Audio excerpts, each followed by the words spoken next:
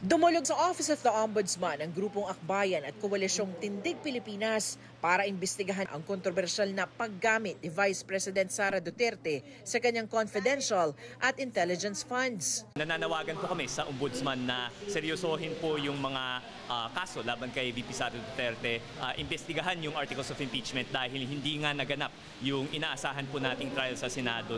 Kasamang ilang miyembro ng Tindig Pilipinas sa citizen complainant sa isa sa mga impeachment complaint noon laban sa bise sa Kamara. Na-endorso man ang articles of impeachment hanggang Senado. Di naman ito tumuloy sa pagdinig dahil sa puna ng Korte Suprema na nilabag nito ang utos ng konstitusyon na isang impeachment complaint lamang ang maaaring pagulungin laban sa isang tao sa loob ng isang taon. Sa Pebrero pa ng susunod na taon, maaaring sampahan ng impeachment complaint ang bise. Base sa decision ng Supreme Court, ang sinabi naman nila, hindi naman mali yung laman ng impeachment complaint, mali lang daw yung pamamaraan kung paano ito naiakyat. Ayon kay Ombudsman Jesus Crispin Remulla, pwede nilang magamit bilang basehan ang nilalaman ng impeachment complaint. We can use that information. It's a guide for us to evaluate issues properly. Babalitaan namin kayo kung ano naging aksyon ng aking opisina.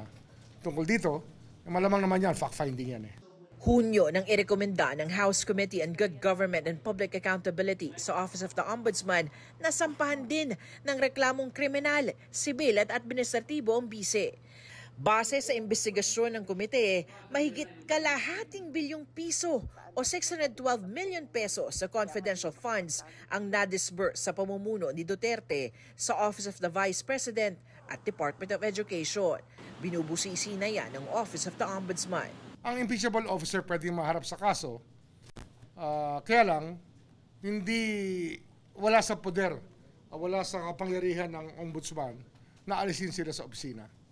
Impeachable officer yan . Kaya impeachment pa rin ang proseso kung nais natin silang mawala sa opisina.